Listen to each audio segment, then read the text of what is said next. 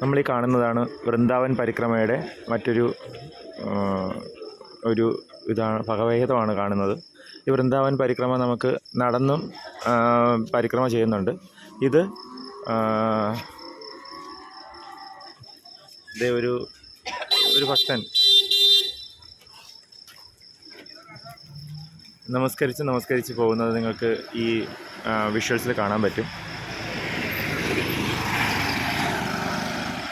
വൃന്ദാവൻ പരിക്രമ ഏകദേശം നടന്നു കഴിഞ്ഞാലൊരു 4 മണിക്കൂർ 5 മണിക്കൂർ കഴിയുന്ന ഒരു സ്ഥലമാണ്. അതാണ് ഈ വൃന്ദാവൻ പരിക്രമയിൽ നിങ്ങൾ കാണുന്നത്. ഇത് നമസ്കരിച്ചാണ് പോകുന്നത്.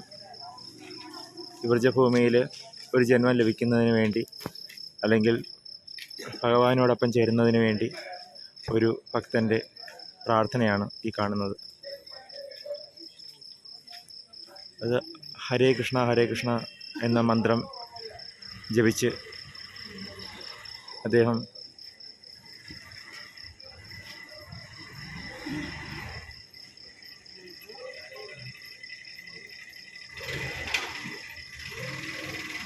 നമസ്കരിച്ചുകൊണ്ട് ഈ വൃന്ദാവൻ പരിക്രമ പൂർത്തിയാക്കുന്ന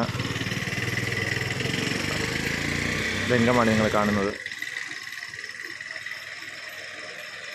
ഇത് രാത്രി സമയങ്ങളിലാണ് വൃന്ദാവൻ പരിക്രമ ഇങ്ങനെ നമസ്കരിച്ചുകൊണ്ട് ഉള്ളത് കാണുന്നത്.